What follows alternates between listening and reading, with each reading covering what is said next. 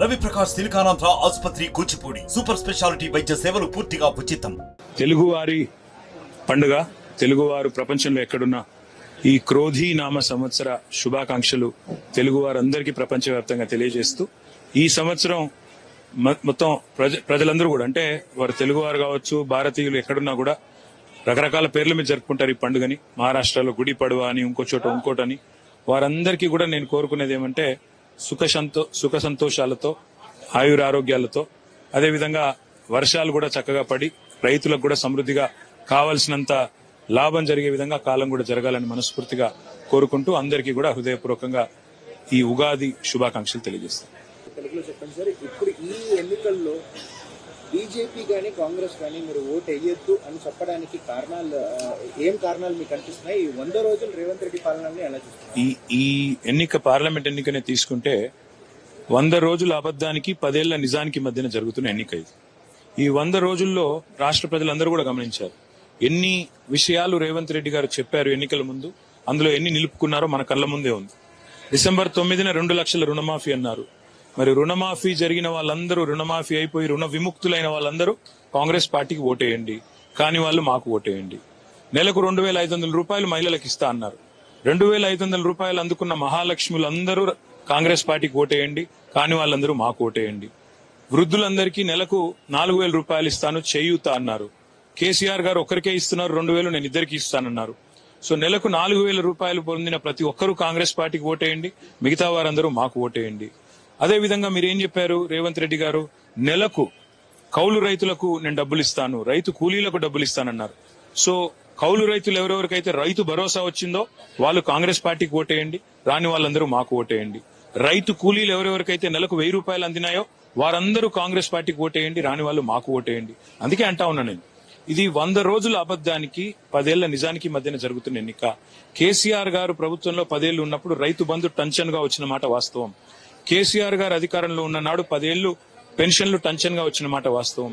కేసీఆర్ అధికారంలో ఉన్నప్పుడు నీళ్లు వచ్చిన మాట వాస్తవం. కేసీఆర్ అధికారంలో ఉన్నప్పుడు కరెంటు సమస్యలు లేని మాట వాస్తవం. కేసీఆర్ అధికారంలో ఉన్న నాళ్లు రాష్ట్రంలో పేదవాళ్లు సంతోషంగా ఉన్న మాట వాస్తవం. ఈ 100 రోజుల్లో చాలా మంది భ్రమలు తొలిగిపోయినాయి. కాబట్టి నేను అనేది ఏమంటే, కాంగ్రెస్ పార్టీ ఈ రోజు దేశంలోనే పూర్తి స్థాయిలో అధమ స్థాయిలో ఉంది. నేను చెప్పడం కాదు, స్వయంగా వాళ్ళ పార్టీ వాళ్ళే చెప్తా ఉన్నారు, వాళ్ళ మిత్రపక్షాలు చెప్తా ఉన్నారు. దేశంలో 40 సీట్లు కూడా దాటదు కాంగ్రెస్ అని చెప్తా ఉన్నారు. మరి అట్లాంటి కాంగ్రెస్ పార్టీకి ఓటేసి ఓటును దండగా చేసుకోకండి.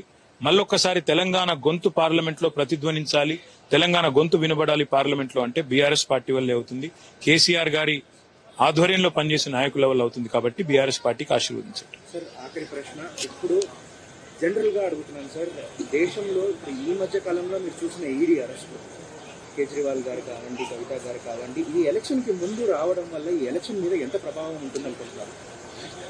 ఎట్లా ఉంది ఈరోజు దేశంలో పరిస్థితి అంటే, అయితే మీరు నా జేబులో ఉండాలి లేదా జైల్లో ఉండాలి అన్నట్టుగా ఉంది మోడీ గారి ఆలోచన విధానం చూస్తే.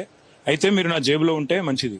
మీరు చూడండి, ఇప్పుడు మోడీ గారి వాషింగ్ మెషిన్ లో, బీజేపీ అనే వాషింగ్ మెషిన్ లో 25 మంది ఆపోజిషన్ లీడర్స్ ఎవరెవరైతే గతంలో నేరారోపణలు ఎదుర్కొన్న వాళ్ళు ఉన్నారు. ఈరోజు మీరు కనుక చూస్తే పక్క రాష్ట్రంలో, మహారాష్ట్రలో ఉన్న అజిత్ పవార్ కావచ్చు, పక్క రాష్ట్రాల్లో ఉన్న ఇతర నాయకులు కావచ్చు, ఒక 25 మంది బీజేపీలో చేరంగానే 23 మందికి వెంటనే క్లీన్ చిట్ లభించింది. అంటే బీజేపీలో చేరితే ఎంత పెద్ద నేరస్తులు చేరినా, మన నిర్మలా సీతారామన్ గారు స్వయంగా చెప్తా ఉన్నారు, అవును బీజేపీలోకి నేర చరిత్ర ఉన్న వాళ్ళు చేరొచ్చా అంటే బ్రహ్మాండంగా చేరొచ్చు అన్నారు. వాళ్ళ ఉద్దేశం ఏంటంటే, ఈ రోజు అయితే మీరు మా జేబులో ఉండాలి, మా తొత్తులుగా ఉండాలి, లేదా జైల్లో పెడతాము అని ఇవాళ ఈడీ, సిబిఐ, ఐటీ లాంటి సంస్థలను ఉసిగొల్పి వాటిని వేట కుక్కల్లాగా వాడుకుంటూ ఇవాళ రాజకీయంగా తమ పరపతిని పెంచుకునే ప్రయత్నం మోడీ గారు చేస్తున్నారు. డెఫినెట్ గా దీని ప్రభావం ఉంటుంది, ఉండకుండా ఉండదు. ఇవాళ కవిత గారిని అరెస్ట్ చేశారు. ఎందుకు? కేసీఆర్ గారిని లొంగ తీసుకోవడానికి. అదేవిధంగా మరి అరవింద్ కేజ్రీవాల్ గారిని అరెస్ట్ చేశారు. ఎందుకు? ఆప్ అనే పార్టీ రాజకీయంగా కలిసి రావాలి అని. హేమంత్ సోరెన్ గారిని అరెస్ట్ చేశారు. ఎందుకు అరెస్ట్ చేశారు? జేఎంఎం అనే పార్టీని లొంగ తీసుకోవడానికి. పినరాయి విజయన్ గారి కూతురు మీద మొన్ననే కేసు పెట్టారు, కేరళ సీఎం గారి కూతురు మీద. ఎందుకు? కేవలం బెదిరించి లొంగ తీసుకోవడానికి. మోడీ గారికి అర్థం కాని ఏంటంటే, కొంతమంది నాయకులను మీరు లొంగ తీసుకోవచ్చు, కొన్ని పార్టీలను బెదిరించవచ్చేమో, కానీ ప్రజలను, ఈ దేశంలో కోట్లాది మంది ప్రజలు అన్ని గమనిస్తున్నారు.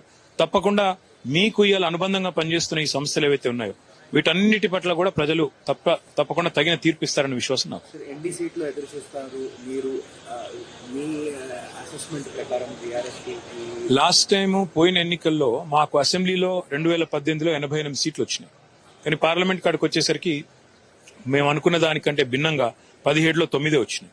ఈసారి నేను అనుకునేది మేము అధికారంలో కూడా లేము కాబట్టి మేము మొన్ననే ఓటమి పాలయ్యాము. మాకు 39 సీట్లకే ప్రజలు పరిమితం చేశారు. కాబట్టి నేను అనుకునేది పోయినసారి ఏదైతే 9-10 సీట్లు గెలిచామో ఈసారి మళ్ళీ గెలవాలి, తప్పకుండా గెలుస్తామనే విశ్వాసం. మరిన్ని వీడియోస్ కోసం ఛానల్ ని సబ్స్క్రైబ్ చేయండి, లేటెస్ట్ అప్డేట్స్ కోసం వాట్సాప్ ఛానల్ ని ఫాలో చేయండి అండ్ లింక్ డిస్క్రిప్షన్ లో ఉంది.